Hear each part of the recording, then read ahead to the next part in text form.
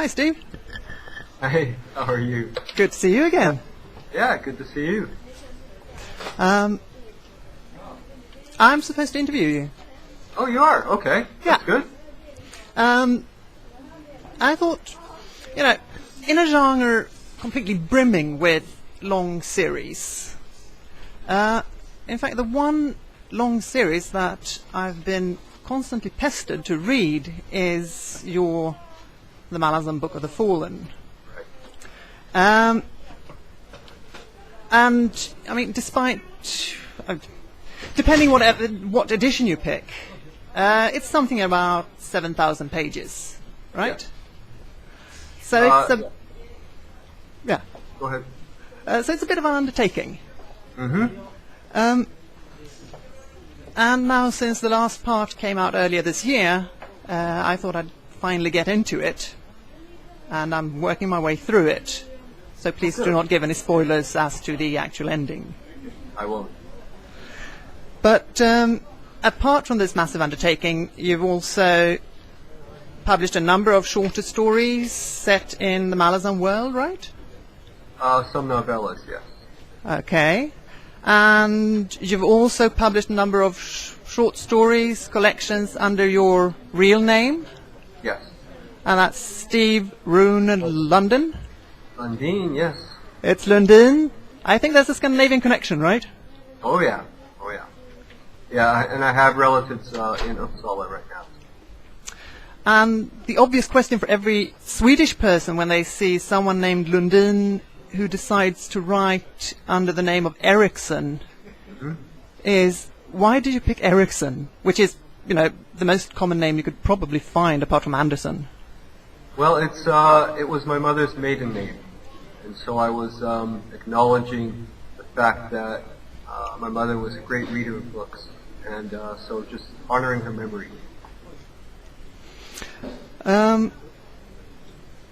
Now, I was wondering a bit about the background to your writing. When did this fantasy writing business begin for you? How did it begin?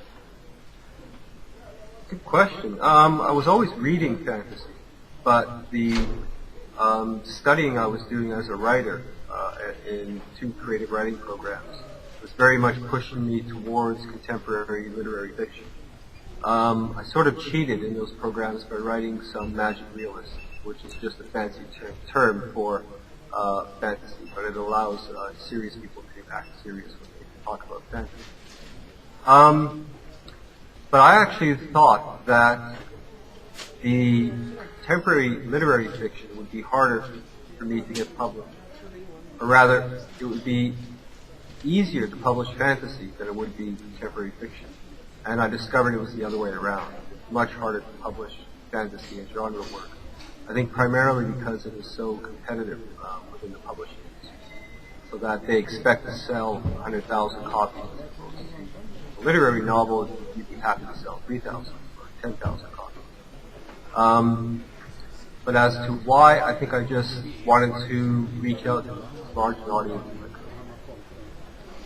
And when did you start working with the Malazan books?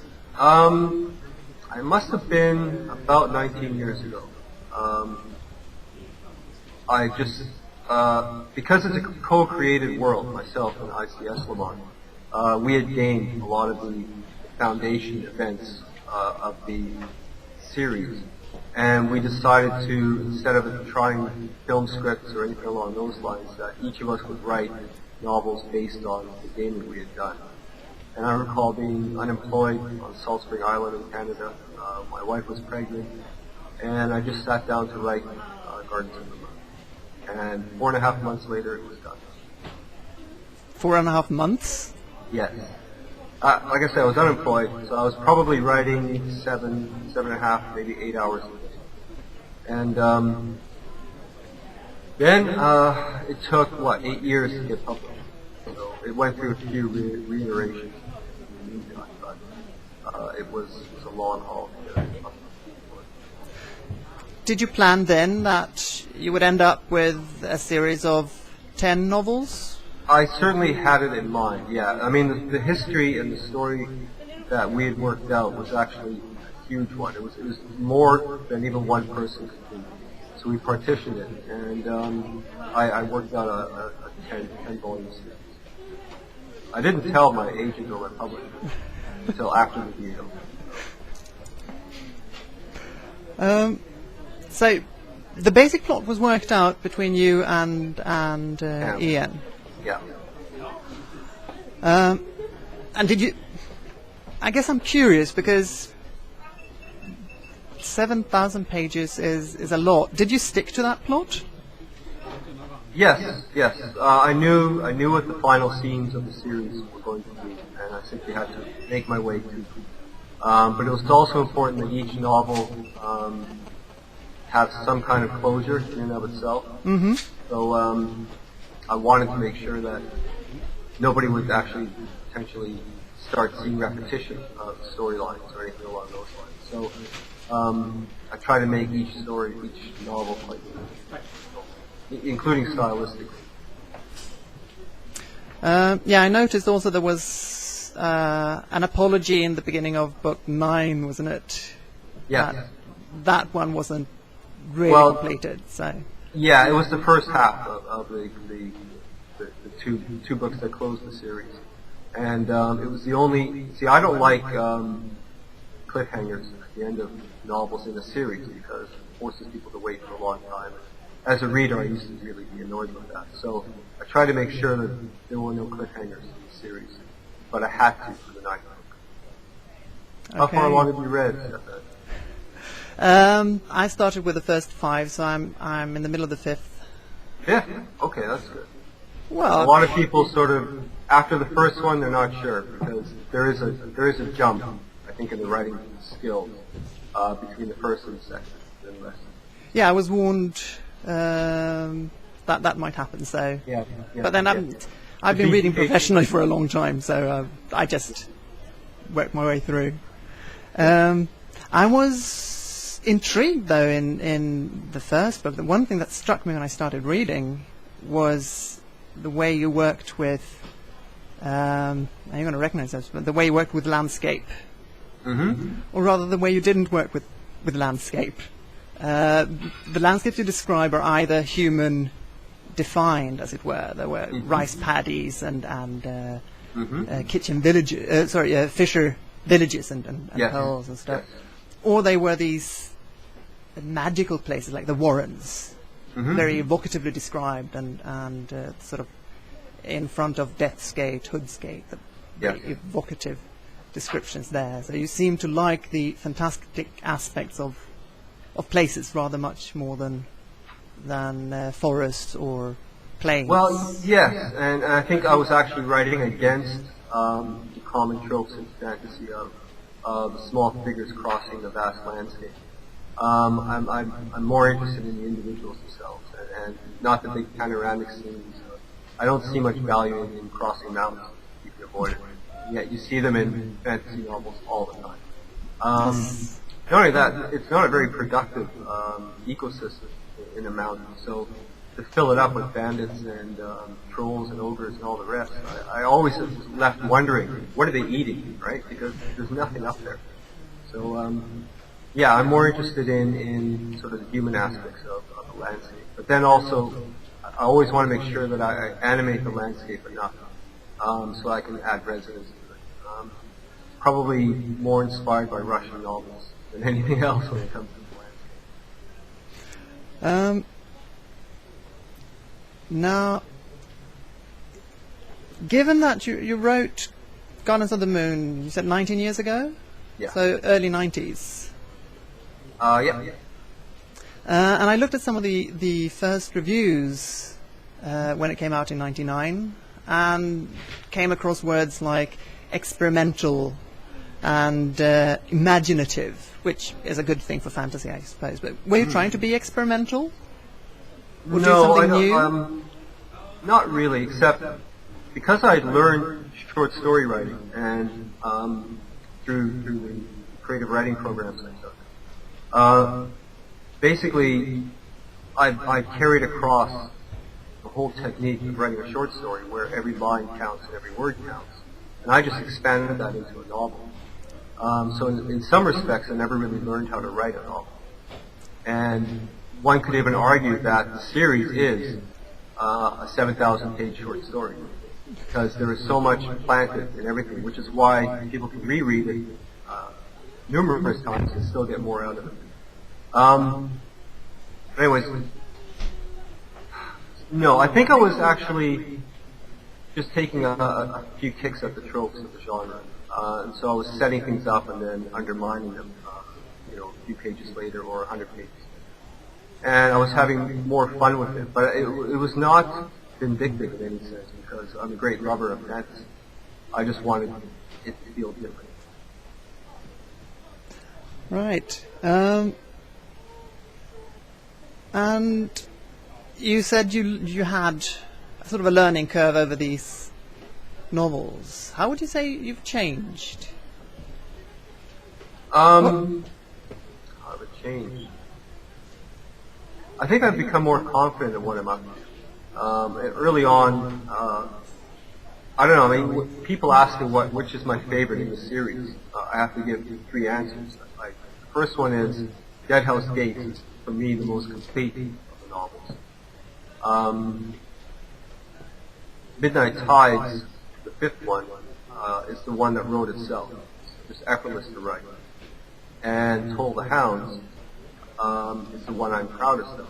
So in that sense, I guess I acquired a confidence through the writing of the series, so that when I got to Toll the Hounds, I was ready to take the big risks, which I did. And I keep thinking of something that A.P. Canavan said, that is our notion of epic fantasy today, in fact, misremembered representations based on the Tolkien clones of the 1980s. Has epic fantasy, in fact, moved on? And I know he mentioned your books. Do you consider yourself sort of moving on of the epic fantasy subgenre or way of writing? I think the scope of what epic fantasy was post-Tolkien became quite narrow in some respects. And I think what's happened, at least for myself, I certainly did not look back to Tolkien. What I was reading was more Robert E. Howard, Sword and Sorcery. But for inspiration, I was drawing from the oldest forms of fantasy, the Iliad and the Odyssey. And so, to me, it felt like I was simply following along a very, very ancient tradition of storytelling, and probably central to literature as a whole. So I think yes, I think in some respects Tolkien's legacy, unfortunately, narrowed the scope for what was defined as epic fantasy. And I think it is important to push those boundaries out. And so I'm certainly not unique in doing that, and I certainly wasn't the first to do that. So who would you say were your precursors? Question. I think for epic fantasy, certainly Steve Donaldson did a lot to actually consciously address Tolkien legacy with Chronicles of Talmud. Later on, I certainly found Glenn Cook's Black Company series very much,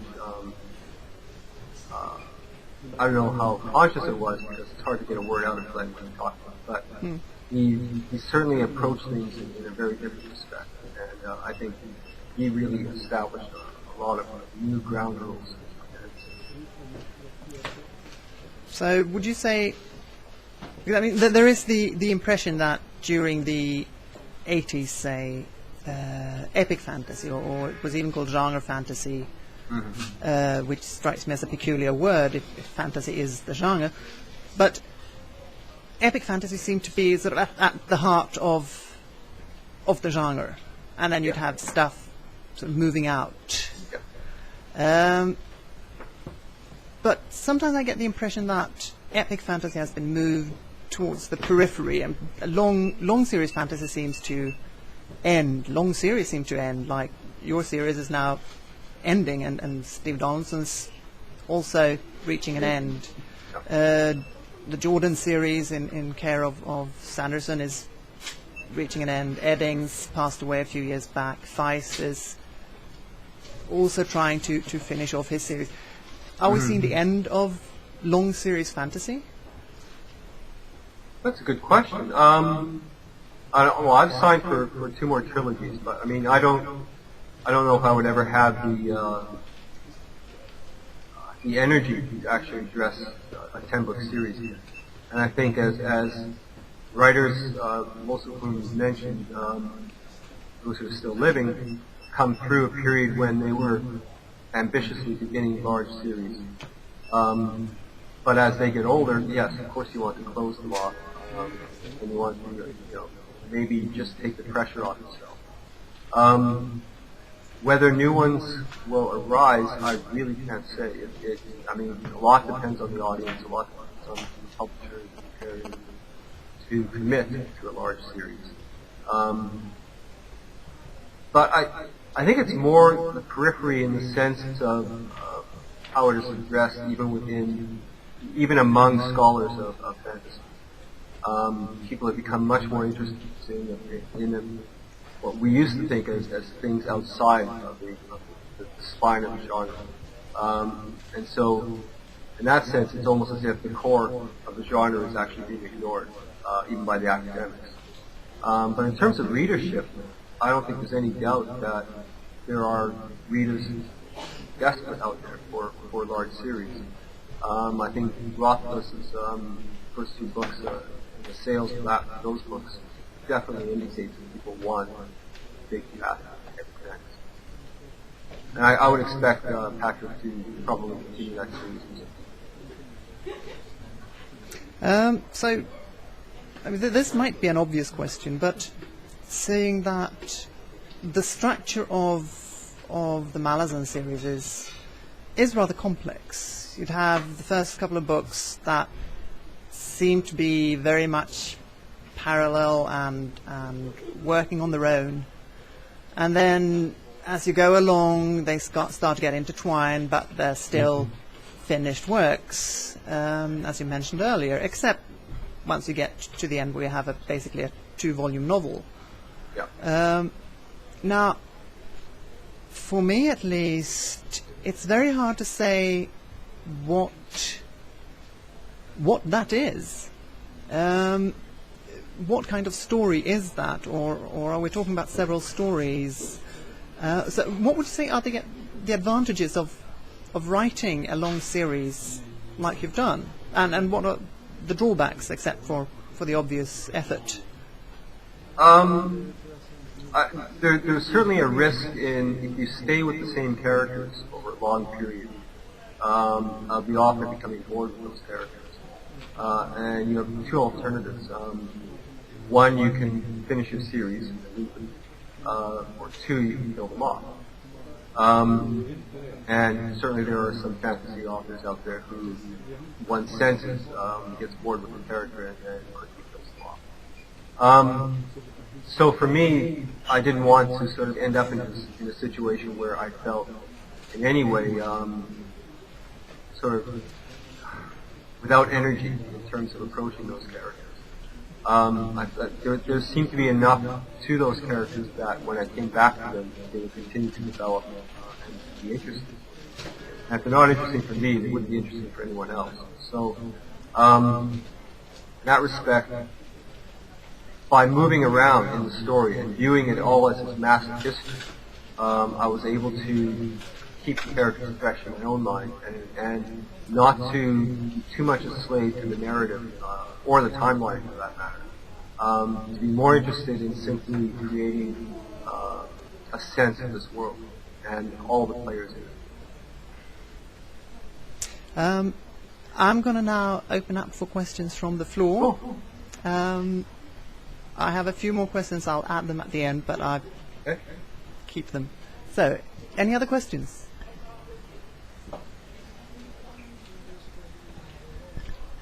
Well, maybe I'm pinching a question from Stefan here, but I'm of course interested in what's up and coming from you. The next series, or whatever you have in store. Can you tell us something about that? Sure. I'm about halfway through the first novel in the trilogy.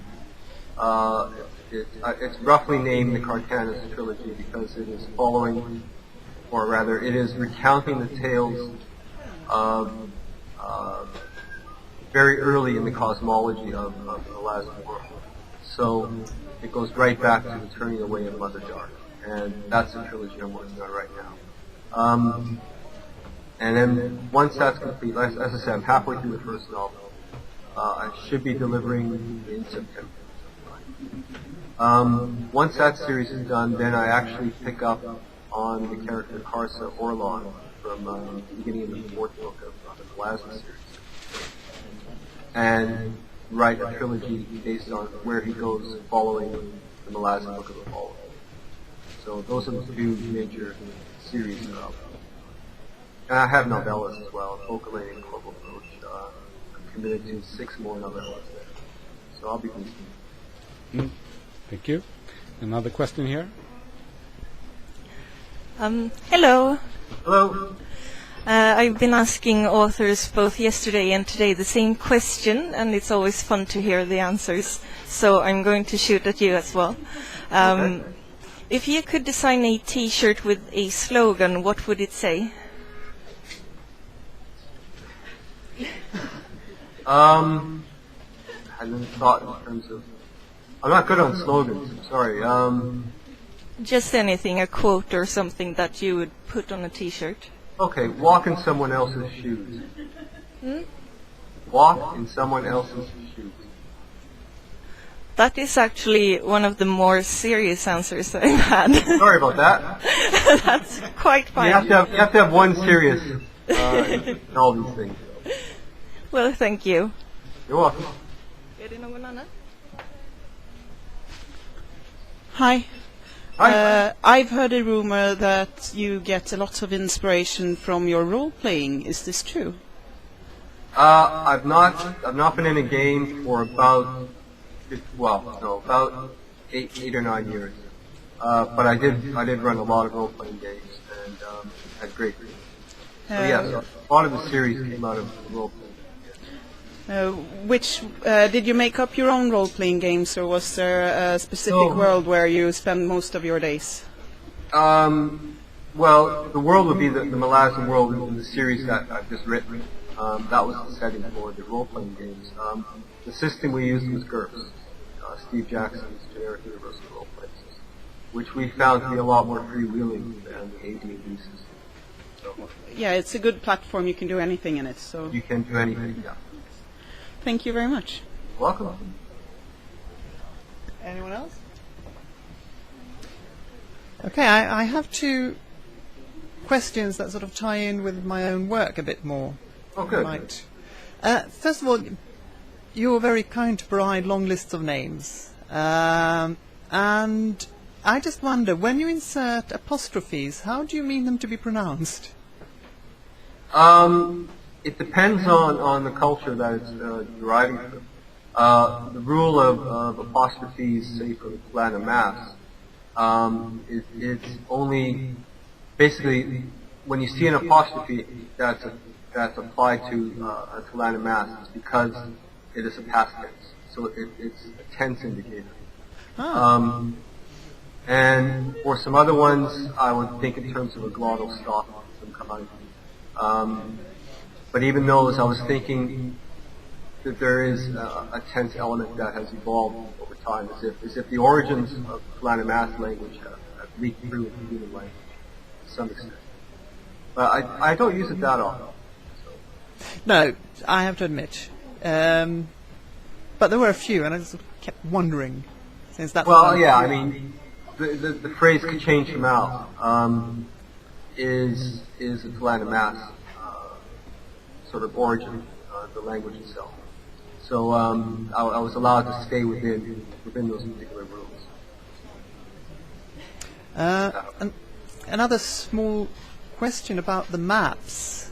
Oh yeah, the map. You love maps, don't you? I do.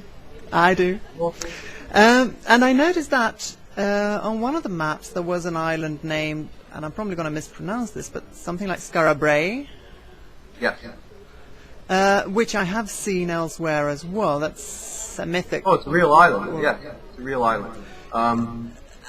Have you inserted other real places or borrowed places for your maps or for your world? We didn't. In a sense, we didn't borrow them. We threw them in as jokes. Not as jokes, but rather, either we liked the way the words sound. We wanted just because we were both archaeologists. We knew Scarabray is a very famous archaeological site. So we would throw in a few of those, just sort of signposts to any of the archaeology readers who'd be reading the books. Oh, so you mean there are more of them? I have to look for... There are more. Oh. There are plenty more. Yes. Good. I know what to do this summer. Absolutely. Yeah, there's you'll find a lot of Indo-European and Northern Indian terminology in quite a few of the countries and city names, with only slight twists on them. Yeah, Wonderful. Now, since Glenn stole the question about what you're going to do now, I'll just ignore that. All right. And I have one final question, unless anyone else has... No? And that's been passed on to me from a friend. And that's... What animal would you rather most like to be, and why? I think I can guess which friend that is.